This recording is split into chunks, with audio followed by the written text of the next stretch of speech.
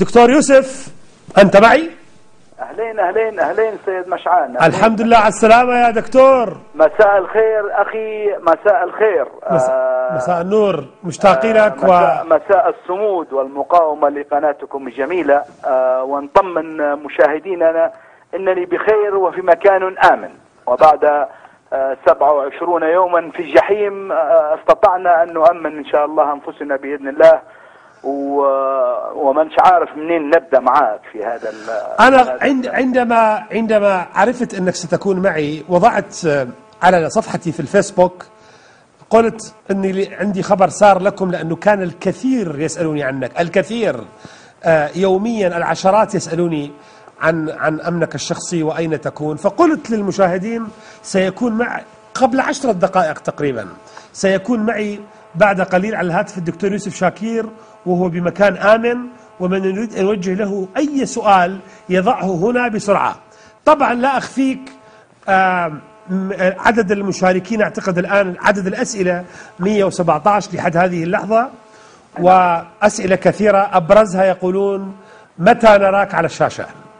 أخي الكريم، لا أريد أن أطيل في الحديث عن هذه المأساة وعن هذه التي لي ولأطفالي، والذي أعلمت واتصلت بكافة كل من يدعي حقوق الإنسان.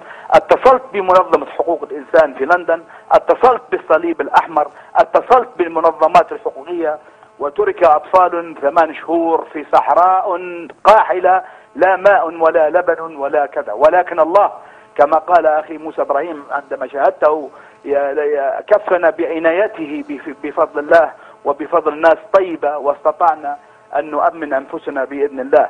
وأنا أخي أي لحظة مستعد نطير لك من مكان اللي أنا فيه ونكون بصحبتك، لأنك أنت يتشرف الإنسان بصحبته، لأنك أنت صاحب موقف موقف مقاومة، وأنا أعرف ماذا تعاني وماذا عانيت، ولكن موقف المقاومة تغلب على كل شائبة وكل نقيصة نعتذر لك فيها صدرت من أي حد.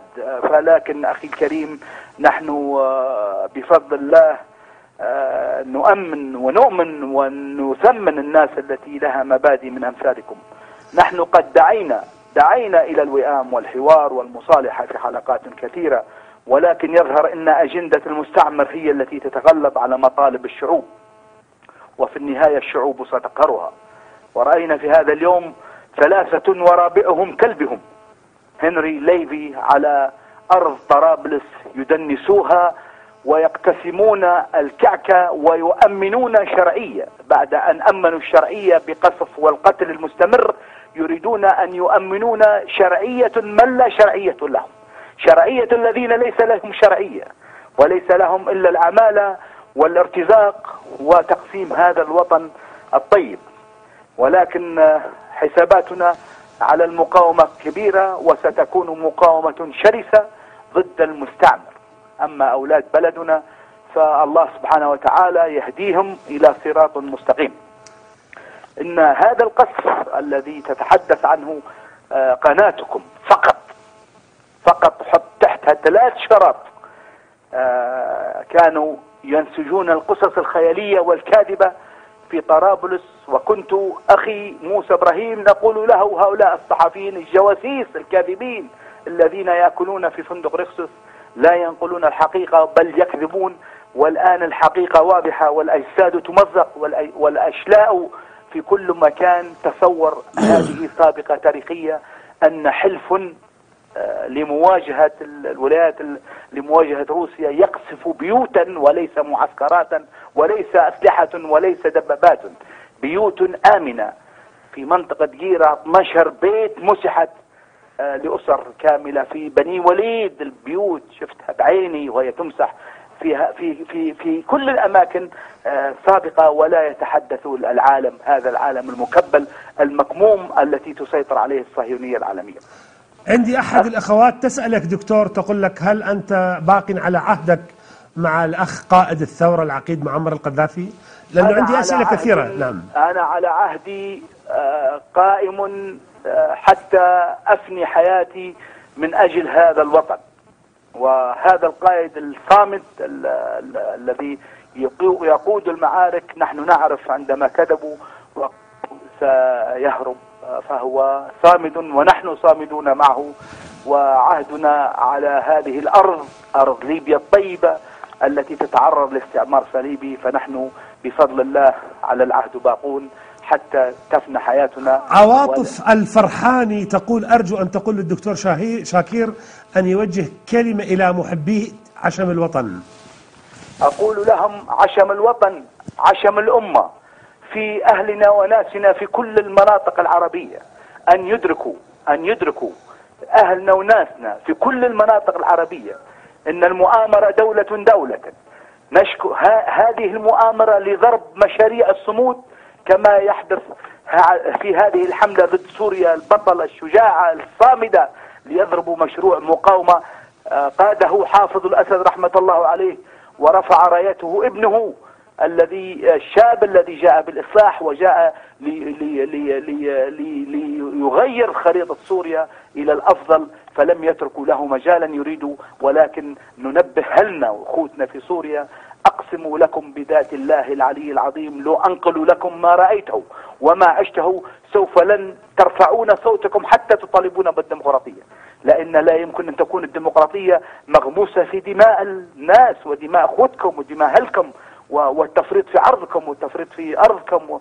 هذه الرسالة نوجهها لأهلنا، وأهلنا في ليبيا صامدون، وستستمر المقاومة بإذن الله، وسنستمر معهم. أنا أقاوم بالكلمة، ولم أرفع يوما سلاح في وجه أحد، ولم أسيء لأحد. فنحن ننبه اخوتنا في الجزائر، ونشكر موقف الرئيس بوتفليقة على السماح للليبيين المرضى والليبيين التعبانين على منافذ الحدود بالدخول إلى الجزائر. شكرا له، وشكرا لجبهة التحرير، وشكرا لسيد عبد العزيز بالخادم، وشكرا للجميع. نحن أخي الكريم اللي يزحفوا الآن تحت قصف الناتو وفتح الممرات الآمنة لهم لا يختلفون عن المستعمر في شيء. ودعني أتحدث على الثلاثة الذين رابعهم كلبهم. نعم. هؤلاء البيج ديلرز، البيج بروكرز، هؤلاء اللي قيمتهم تركيا التي تلعب في لعبة أكبر منها بكثير. أخي الكريم، هذا الحلف الذي أعطيت تركيا الضوء الأخضر لإقامته سترى نهايته بالتحامه بحلف تركيا مع إسرائيل وتشكيل هذا الهلال. نعم، تركيا تلعب دور شهبندر التجار. الضوء الأخضر لإقامة حلف مع مصر وليبيا وتونس سيكفل قريبا، سيكتمل قريبا مع المحور التركي الإسرائيلي الذي يظهر الآن للعالم خداعا، وتنقل ذلك الجزيرة أن هناك خلافا بين تركيا وإسرائيل، وهذا ما تحاول الجزيرة تسويقه. أردوغان كما تلعب دور شهبندر التجار لفتح أسواق في الشرق الأوسط. إنه تاجر لا كذب ولا عدالة ولا إسلام ولا مسلمين ولا حلف إسلامي ولا حزب إسلامي، كذابين. الإسلام براء منهم، كلهم براء منهم الإسلام. هؤلاء يرتدون ثوب كاذب خادع وأيديهم الماسونية، وأنظر كيف يسلمون على بعض، وأنظر ذلك الصبع عندما يضغطوا. هذه تسليمة الماسونية ليس لها بالإسلام، ليس لها للإسلام ولا بالإسلام صلة. نعم، المسلم لا يتآمر على دولة مسلمة. تركيا التي حاولت تخلق مشاكل مع سوريا ومع هذا وكذا، هذا كله يصب في تيار التقسيم وتيار المشروع الاستعماري الحقير الذي لعب مع فرنسا في أثناء الأزمة الشديدة، والآن يلعب لتمريره لإقامة دولة الأمازيغ في شمال أفريقيا. فرنسا تلعب الآن عن طريق عملاء ليبيين، ومنهم من ينتمي لأسرة القذافي نفسه في جنوب ليبيا، بمحور سيمتد حتى الساحل والصحراء.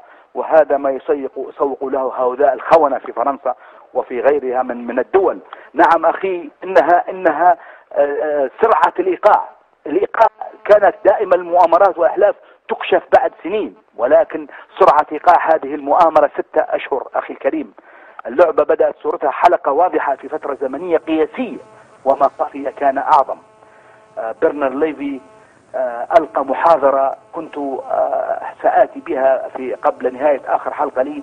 كان أمام شيمون بيريز ويقول لهم: أقسم أقسم بذات الله بالكلمة أفرحوا يا إسرائيل إن الصهيونية الحرة حققت مآربها. إن الدول اللي فيها الانتفاضات ما عادش تقول قال لقد زرت مصر وزرت تونس وزرت ليبيا وسأزور كذا وكذا دول أخرى، قال ما عادش كان هو عدوها الأول إسرائيل، عدوها الأول رؤساها وعدوها الأول نحن خلقنا ظاهرة جديدة فلتطمئن. هذا الكلام بالنص موجود على الموقع نتاعها. فلتطمئن إسرائيل لمدة 50 سنة أخرى.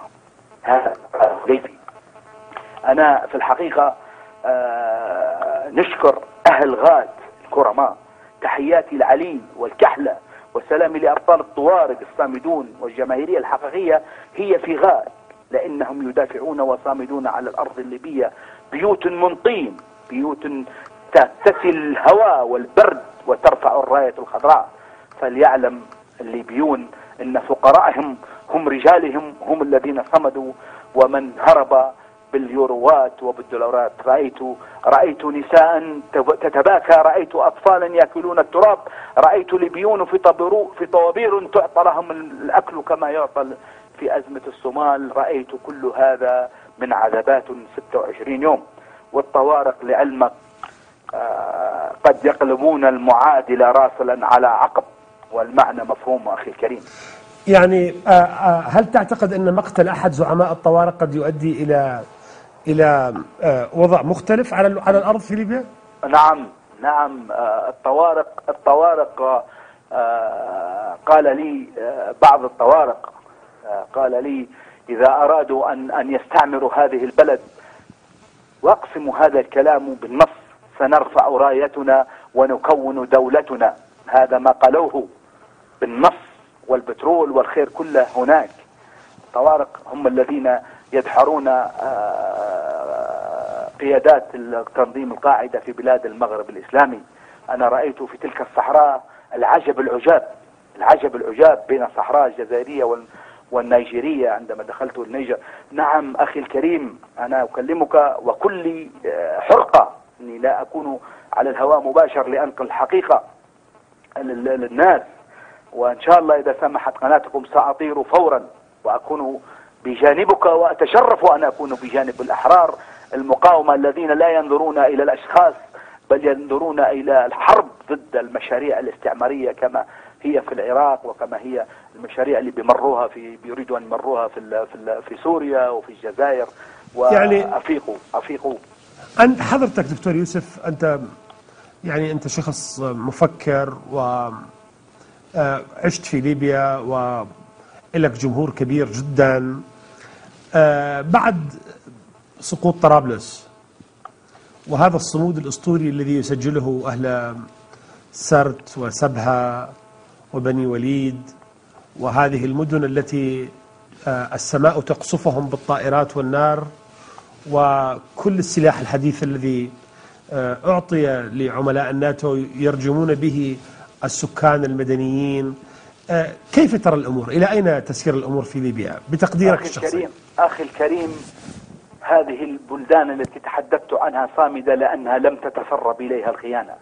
دعني أسمي المسميات. نحن ما خنا يا وطني ولكنهم خانوا. نحن ما بعنا يا وطني ولكنهم باعوا. من باع القيادات التي صنع منهم معمر القذافي رجال. باعوا الوطن، وباعوا من أجل الدولار، وباعوا من أجل الأحقاد. نعم، هذا ما تعرض له قائد الثورة. لقد تعرض الرئيس صدام حسين لذلك، ولكن هذه المؤامرة أخطر بكثير، لأن صدام قد يكون مارس ممارسات كثيرة في حق كثير من الناس، ولكن هؤلاء الذين خانوا من أبناء عمومة القذافي للأسف، من أبناء عمومته الذين صنع منهم رجال، والذين هربوا وتركوه، والذين خانوا وصرحوا كتائب كانت يعول عليها لحماية طرابلس. يا أخي الحبيب، طرابلس سوف كان لن يدخلوها، ولكن نحن نقول لأهالي ليبيا وأهالي طرابلس: أين المسيرات المليونية؟ لا تدعوني أحبط، ولا تدعوني أنا أشكك في حتى جهاد الشعب الليبي. عندما دعيتم إلى ذلك المسيرات، وقفتم وقفة رجال وخرجتم نريدكم تخرجون للمقاومة، المقاومة المشروعة التي يتشرف بها الشعب الليبي ويتشرف بها، وتسطرون كتاب من ذهب في هذه الأزمة الكالحة التي الكاشفة هذه الكاشفة أخي الكريم. وليتعلم الشعوب العربية، تتعلم الشعوب العربية. أنا أقول لهم إخوتي انظروا ماذا حدث إلى ليبيا، الدولة ذات الأموال، الدولة الآمنة، الدولة التي كذا. نعم كان فيها سلبيات بعدد شعر الرأس، ولكن هل هذا ثمن يدفع بهذه الطريقة ويجوع أبنائها وتتشرد نسائها وتشرد أولادها ويهرب العملاء والكذابين الذين هتفوا كذبا وكذبوا على معمر القذافي 42 سنة، منهم من كان ملاصقا له حتى الساعات الأخيرة قبل سقوط طرابلس، ومنهم من طلع وكذب وقال نحن نقول مع ليبيا الآن وغدا وبعد غد وإلى الأبد. ليبيا هذه القطعة الجميلة التي ندافع عن ترابها. نحن لا ندافع عن أشخاص رموز احترمناها وجليناها، ولكن الآن كما فعل هؤلاء المستعمرون وثوار الناتو ربطوا احتلال ليبيا بشخص معمر قذافي وجعلوا الحرب كأنها ضد معمر قذافي، ولكن في الحقيقة الحرب ضد ليبيا وابناء الشعب الليبي المشردون التي رأيتهم في صحراء يمتشقون التراب، نائمون على التراب ويأكلون الأكل الملوث ويشربون الماء الملوث. هل هذا فعلا ثمن يدفع؟ فلتتعلم شعوبنا في سوريا وفي الجزائر وفي كل مكان ان المؤامرة كبيرة جدا، ولا يصدقون التشدق بالديمقراطية، ولا يصدقون التشدق بمنظمات المجتمع المدني. لقد اتصلت بجميع منظمات المجتمع المدني والهلال والصليب الأحمر ومنظمة العفو الدولية في لندن، ولا حياة لمن تجيب. نطلب لبن للأطفال وماء، ولكن كاذبون كاذبون كاذبون. كانوا يتكلمون على عاهرة وانقلبت الصحافة لكي يمروا مشروع، ولكن لا يستطيعون أن يتكلمون على الشرفاء الذين ارتموا في صحراء الناجر وغيرها. نعم أخي الكريم، أنا كل حرقة وكل مرارة وكل ولكن نتمنى أن تأتي هذه الوسائل الإعلامية الكاذبة. وأخي موسى إبراهيم كنت أقول له، أهم ممكن يسمعني، قلت أقول هذونا جايين للاحتفال بسقوط طرابلس وليس لنقل الحقيقة، كانوا جواسيس ينقلون وينقلون وينقلون. لماذا لا يأتوا الآن؟ أين يعني يا أخي دعنا نتكلم. إذا كان ديمقراطية هناك ناس تريد معمر قذافي وناس لا تريدها. من يحمي الناس الذين يريدون معمر قذافي ويتعرضون؟ من يحمي هؤلاء المدنيين؟ أين المدنيين اللي دكتور موسى، إذا سمحت لي، ما دامك دكتور يوسف عفوا، ما دامك تحدثت عن الخيانة، دعني أسألك أنا وأنت إلى اليوم الأخير كنت تظهر في برنامج عشم الوطن وكنا نستمع إليك، وما كنت تعطوا أي إيحاء بأن طرابلس في خطر. كيف سقطت طرابلس في لمح البصر؟ أرجوك أن يعني تبين للناس. نعم. كيف سقطت طرابلس بلمح البصر؟ لماذا؟ طرابلس بلمح البصر سقطت لأن الكتيبة التي مخصصة طرابلس المهنية العسكرية صرحت، ولم يدري أحد من السلطات سواء في المخابرات العسكرية أو في غيرها. صرحت الكتيبة بالكامل، هي كتيبة محمد التي أتت ولقوا فيها 116 فرد من 3800 فرد، لقوا 116 فرد ونصهم إجازات. هذه التي لا نعرفها. نحن لسنا عسكريين يا أخي الكريم، نحن نتكلم من واقع صمود الناس ومن واقع اللي يشوفوا فيه ومن واقع كذا، ولكن هذا السقوط تم بغفلة.